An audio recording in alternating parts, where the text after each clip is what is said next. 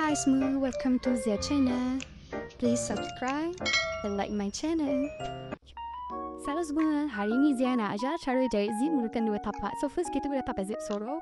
So ini adalah hasil lepas kita jahit. Dan tapak kedua ialah tapak zip satu bahagian. Biasa guna untuk kain.